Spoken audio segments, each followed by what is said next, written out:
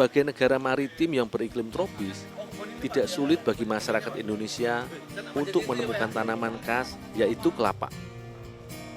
Buah kelapa bukanlah menjadi buah yang langka bagi warga pesisir. Hal ini diperkuat dengan banyaknya pohon kelapa yang terdapat di Desa Ngagel, Pati, Jawa Tengah. Di kota yang berada di ujung utara Pulau Jawa ini, pohon kelapa tidak hanya tumbuh di kebun atau di pesisir pantai saja, tetapi hampir di setiap rumah warga terdapat pohon kelapa. Di desa ini, jumlah kelapa berjenis kopior lebih banyak daripada di daerah lain di Indonesia. Dalam satu pohon kelapa, tidak dapat dipastikan berapa banyak kelapa berjenis kopior, karena tidak semua buah yang dihasilkan merupakan kelapa kopior. Tapi jika di daerah lain, dalam satu pohon, persentase jumlah kelapa kopior hanyalah 30% saja dari keseluruhan kelapa yang berbuah. Berbeda dengan di Desa Ngagel. Dalam satu pohon, persentase kelapa kopior bisa mencapai 40 hingga 70%. Jumlah ini adalah jumlah yang cukup banyak, mengingat buah kopior adalah jenis yang langka, dan jika bibitnya ditanam pun, ia tidak akan berbuah. Aku memanen kopior terlebih dahulu. Secara fisik, sulit untuk membedakan antara kelapa biasa dengan kelapa kopior. Namun, terdapat cara untuk membedakan keduanya, yaitu dengan cara diketuk seperti ini. Jika bunyinya nyaring, maka kelapa tersebut merupakan kelapa kopior. Tapi jika bunyinya tidak nyaring, kelapa tersebut adalah kelapa biasa. Kali ini, aku akan membuat masakan dengan kopior sebagai bahan dasar, sekaligus sebagai media untuk memasak. Hati-hati ya, Bos.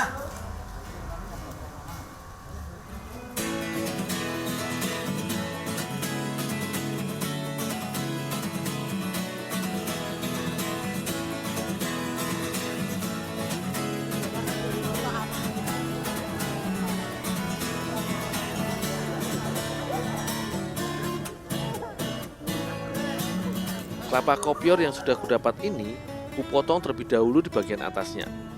Aku memotongnya demikian agar batok kelapa bisa ditutup lagi setelah dibuka. Perbedaan besar kelapa kopior dengan kelapa biasa adalah tekstur daging buahnya. Daging kopior tidak menempel pada dinding buahnya dibandingkan dengan kelapa biasa. Kandungan airnya pun cenderung lebih sedikit.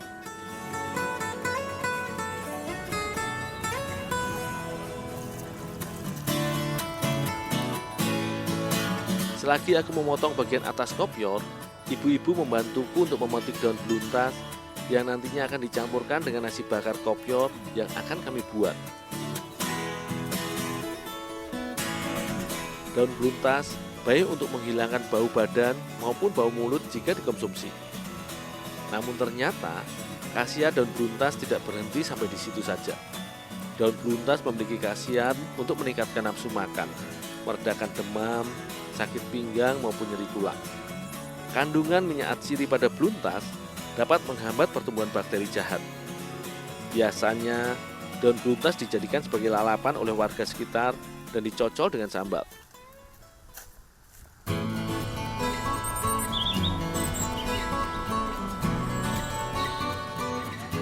Ibu-ibu PKK ini yang akan menyiapkan bumbu untuk nasi yang akan dimasak bersama dengan kopior.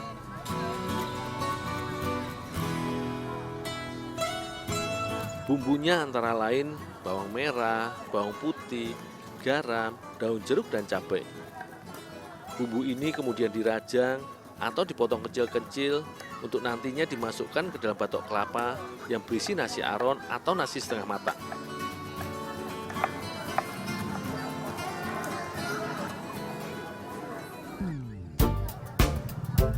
Air dan daging kelapa kopior aku keluarkan terlebih dahulu hingga batok kelapa bersih. Nasi aron yang telah dipersiapkan dicampurkan dengan bumbu yang tadi telah dirajang. Tak lupa, garam dan juga ikan teri ditambahkan untuk menambah rasa asin dan juga gurih. Nasi aron dipilih agar matangnya lebih cepat dan sempurna. Nasi aron dan bumbunya diaduk hingga merata. Setelahnya, barulah isi kopior dan juga daun beluntas ditambahkan ke dalam adonan nasi.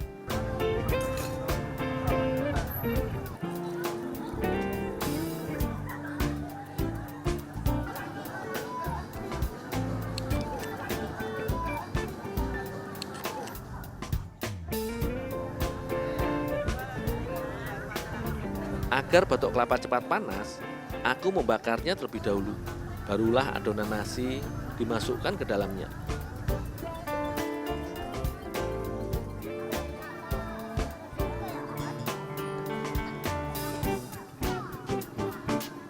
Dengan pembakaran ini membutuhkan waktu yang cukup lama.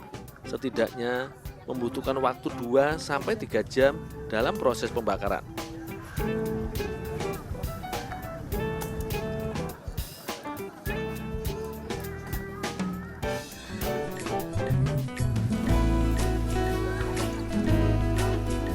Waktu yang relatif lama dalam memasak nasi bakar kopior sebanding dengan cita rasa yang didapatkan.